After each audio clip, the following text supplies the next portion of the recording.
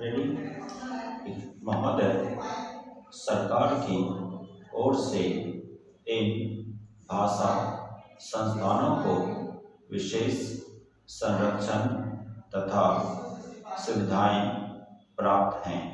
यह द्विभाषी केवल पर्यटन से जुड़े हुए हों ऐसा नहीं है। दूसरी भाषा सीखकर ये अनुवाद कार्य करते हैं। प्रकाशन संस्थानों में, जनसंचार माध्यमों में तथा विज्ञान निकायों में प्रतिष्ठित अनुवादक के रूप में जाने जाते हैं। ये सृजनात्मक ललित साहित्य का अनुवाद करते हैं। विदेशी समाचारों का अपनी भाषा में तथा बल्गारिया के समाचारों का विदेशी भाषाओं में अनुवाद करते हैं। ये अनुवादक अपनी अपनी भाषा के विशेषज्ञ माने जाते हैं। यदि आप कभी बल्गारिया जाएं तो आप देखेंगे कि आप चाहे इनकी भाषा न जानते हों, किंतु आपकी भाषा जानने वाले आपको जरूर मिलेंगे। अभी कुछ महीने पहले की ही तो बात है जब भारत के राष्ट्रपति डॉक्टर शंकरदयाल शर्मा बल्गारिया गए। वहाँ बल्गारिया वासियों ने हिंदी में उनका स्वागत किया और भारत संबंधी प्रश्न भी उन्होंने राष्ट्रपति जी से हिंदी में ही किए। भारतीय प्रतिनिधिमंडल के लिए यह सुखद आश्चर्य था। वस्तुतः अनुवाद या भाषांतरण उनके लिए व्यावसायिक अनिवार्यता है। यूरोप के अन्य देशों में भी यही स्थिति है। जहाँ विश्व में प्रकाशित किसी भी भाषा का महत्वपूर्ण शोध निबंध या कोई विदेशी चर्चित साहित्यिक कृति उस देश की भाषा में तत्काल अनुदित हो जाती है। इतिहास साक्षी है कि ईसाई धर्म के प्रचार में अनुवाद की भूमिका कितनी महत्वपूर्ण रही है। ईसाई धर्म के विश्वव्यापी प्रचार के लिए बाइबिल के अनुवाद की व्यापक योजना बनाई गई। अनुवाद ने ही बाइबिल को भारत के गांव-गांव, यहाँ तक कि आदिवासी क्षेत्रों तक पहुंचा दिया। बाइबिल के बाद सबसे अधिक भाषाओं में और एक ही भाषा में कई बार भगवद गीता का अनुवाद हुआ। भारतीय दर्शन और प्रतिभा को समझने की लालसा ने विदेशियों को प्रेरित किया कि वे गीता का अनुवाद अपनी भाषा में न करें। आज विश्व की सभी प्रमुख भाषाओं में गीता का अनुवाद आपको मिलेगा। अवधी भाषा में लिखित रामचरितमानस भी देश और विदेश की अनेक भाषाओं में अनुदित होकर विश्व साहित्य का अनुपम ग्रंथ बन गया है। वस्तुतः अनुवाद ही वह माध्यम है जो देशीय रचना को भौगोलिक सीमा से मुक्त कर विश्व मंच पर प्रतिष्ठित करता है। गीतांजलि की ख्याति का एक प्रमुख कारण उसका विदेशी भाषाओं में अनुदित होना भी है। अनुवाद दो भाषाओं के मध्य सेतु का काम करता है और दो संस्कृतियों को निकट लाता है। अनुवाद की नींव है दो भाषाओं का ज्ञान और उन भाषाओं पर व्याकरण और शैली की दृष्टि से ऐसा पूर्ण अधिकार कि अनुवादक एक भाषा, भाव व विचार राशि को दूसरी भाषा में पूर्णतः इस प्रकार रूपांतरित करें कि पाठक मूल रचना की संवेदना से भी परिचित हो सके तथा अनुवाद पढ़कर उसे मूल का सार आनंद भी मिल सके।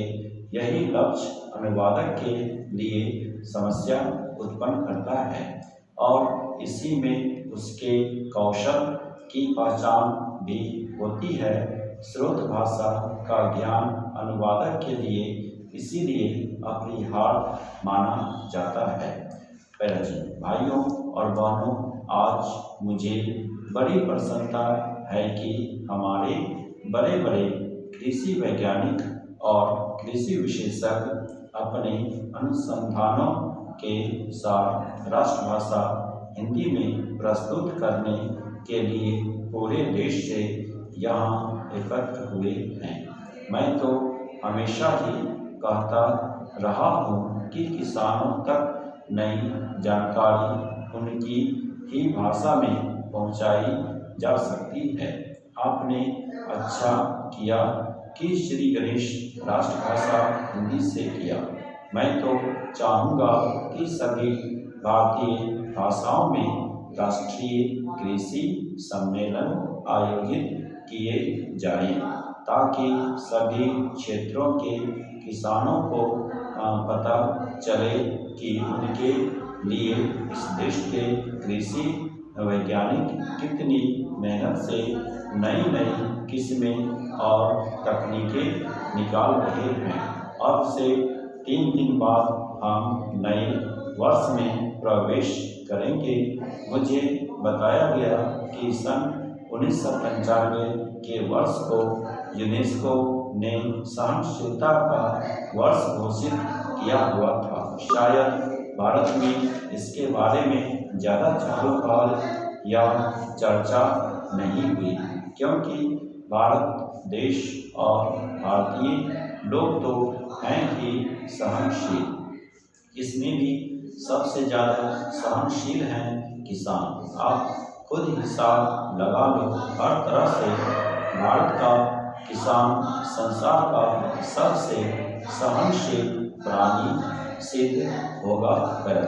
आजकल ज़्यादा जोरों से पड़ना शुरू हो गया है, फिर भी उत्तर भारत का किसान शीतलहर की परवाह किए बिना आधी रात को उठकर अपने गेहूं के खेत में पानी लगा रहा है, क्योंकि बिजली कुछ घंटों के लिए आती है। किसान ठंड सहकर फसल उगाएगा और फसल पकते पकते गर्मियाँ शुरू हो जाएंगी, तो जेठ की तपती धूप में वह खेतों में कटाई व मराई का काम करेगा। यह जाड़ा पाला सहना और कड़ी गर्मी में पसीने से लथपथ होकर काम करते रहना, इतनी सहनशीलता बस किसान के बूते की ही है। फिर हिंदी बोलने वाला तो और भी ज़्यादा सहनशील है, हर हाल में जी रहा है। गेहूँ चावल विदेशों में किस भाव बिकता है और हम उसे क्या भाव देते हैं। हर चीज़ के दाम आसमान पर पहुंच गए हैं। महंगाई इतनी बढ़ गई है, मगर किसान की मेहनत का पूरा मुआवजा देने में हम 10 बहाने बनाते हैं और किसान है कि बर्दाश्त कर रहा है। बिजली महंगी हो गई, डीजल महंगा हो गया, संकर बीज महंगा मिलता है, रासायनिक खादें महंगी मिलती हैं, मगर दालों के भाव चढ़ गए तो चिल्लकों शुरू हो जाती है। मेहनत करता है किसान और उसकी मेहनत पर फलते फूलते हैं बिचौलिए। मंडी के दलाल, आलू के चिप्स बनाने वाले व्यापारी, उसकी फसलों का तेल निकालने वाले व्यवसायी ये सारी बातें सहते हैं। हमारे किसान भाई सो किसान से बड़ा सहनशील और कोई नहीं। कोई आता है तो खराब किस्म का बीज बेच जाता है तो दूसरा जिप्सम के नाम पर मिट्टी बेच जाता है। कई एक नकली कीटनाशक दवाई दिख रही है, छिड़को तो कोई असर ही नहीं होता। किसान बेचारा सब कुछ सह रहा है। मैं समझता हूँ कि यहाँ जो कृषि वैज्ञानिक हिंदी में अपने शोध पत्र प्रस्तुत कर रहे हैं वे भी बड़े सहनशील होंगे। स्टॉप।